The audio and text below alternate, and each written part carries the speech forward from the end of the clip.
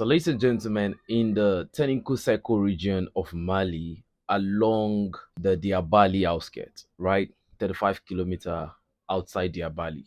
So, what happened in this region was that the Malian convoy, a group of Malian convoy, which was basically majority African core units, they were out on patrol. Now, I feel like this patrol was not those type of patrols where um the troops were not like really mentally combat ready, because this is not recently, it has not recently been an hostile environment. I feel like the mode of operation of the Malians in the hostile regions have been different. I mean, how mentally they are being switched on and switched off and all, stuff like that. So according to the information we received, they were going out on like peacekeeping mission, according to what the African core, Russian guys said on their Telegram channel, that they were treating, this particular region as a region where they don't have to go all in, like, they don't need to bring a lot of hostility. So they were treating this, every patrol like a peacekeeping patrol to get closer to the civilians. There are about 162,000 civilians in this particular location, right? So they were enjoying it. It was more like change the narrative that is being spread by, the propagandists and the Western media that would just want to sell, hate. That Russophobia thing still travels down to Mali, So one way or the other, they still, end up getting this mentality down to the, local Malian populace in those particular region.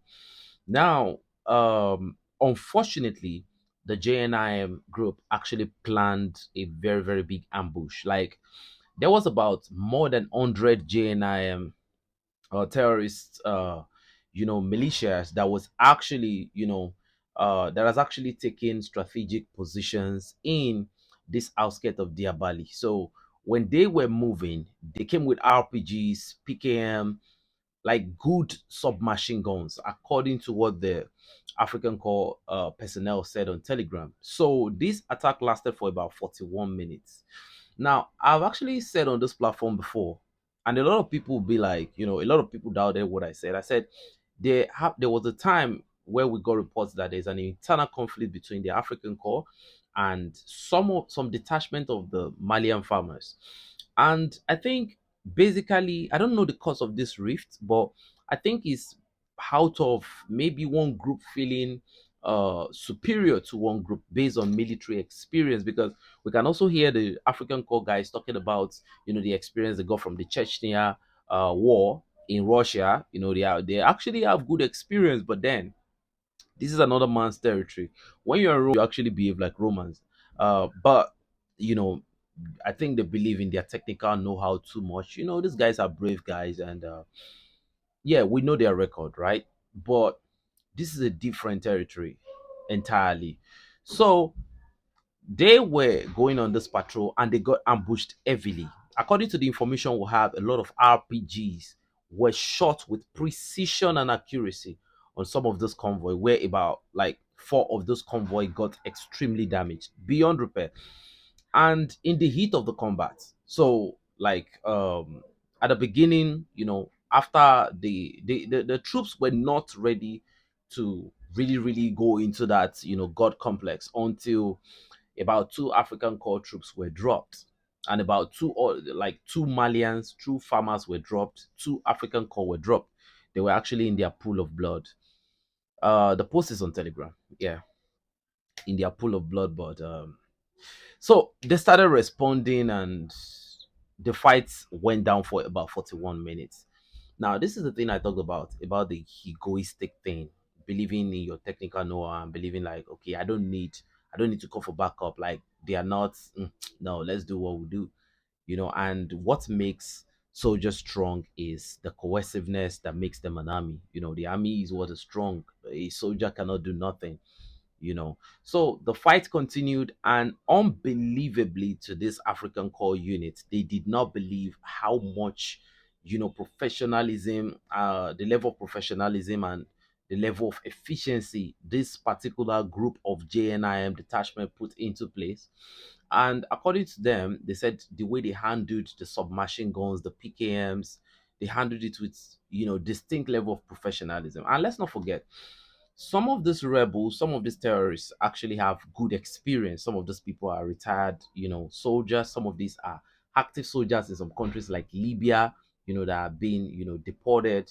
France is paying those people a lot of money. So, definitely everybody wants to get that money as long as they have that, dog to go out there and put out some very, very good fight. They actually put up some good fight. And so the Russians continue and the Malians in the African Corps detachment continue to exchange fire until they got to a point where they were getting down on ammo.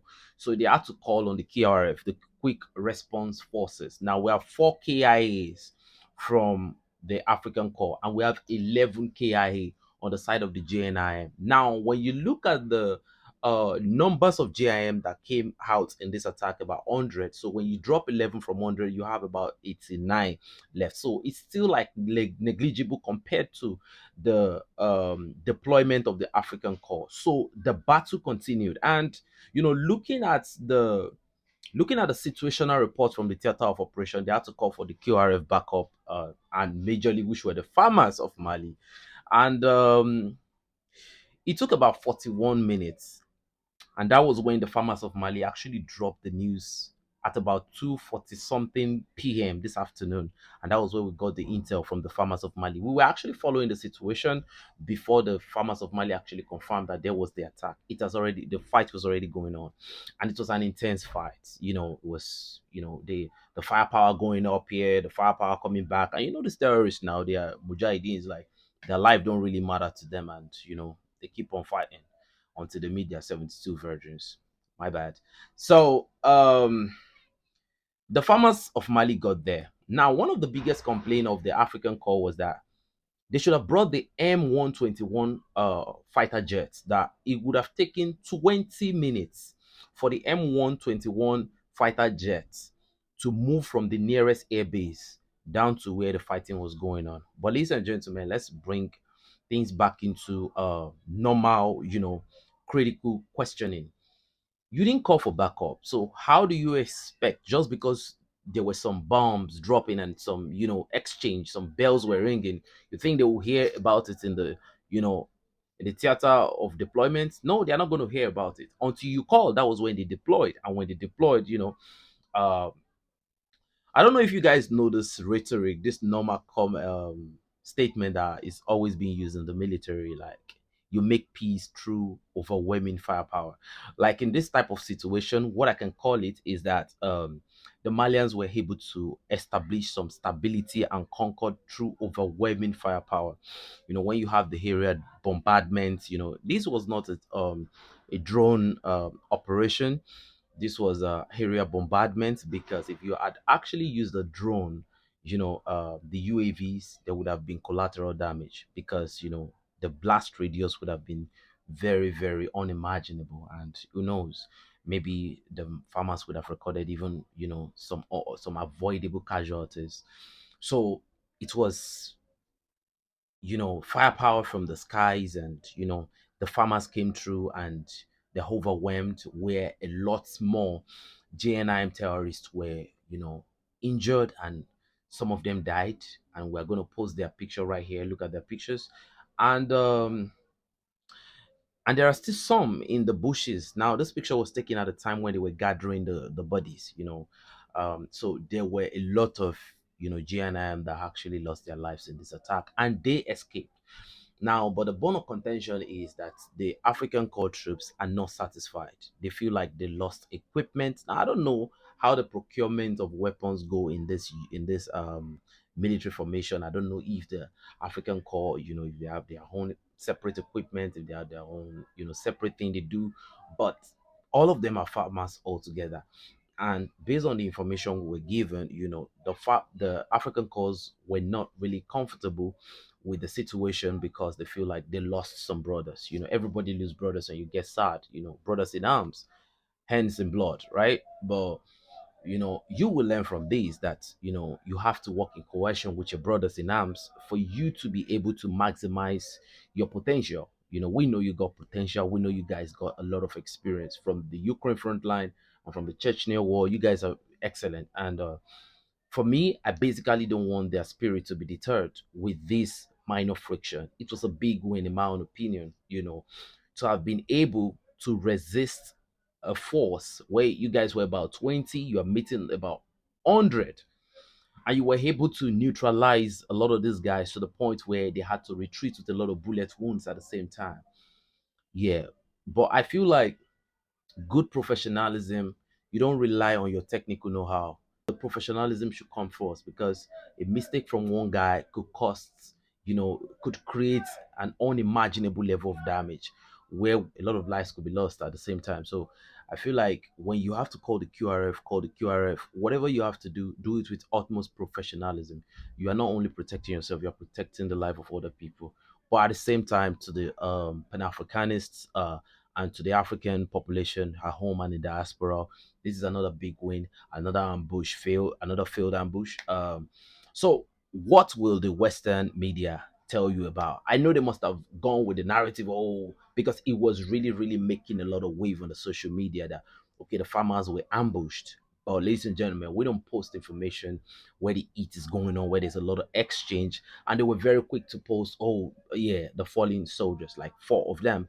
But now we come in with the overwhelming reports. So just the way the farmers were able to negotiate this situation, they were able to negotiate the way out of trouble with overwhelming firepower.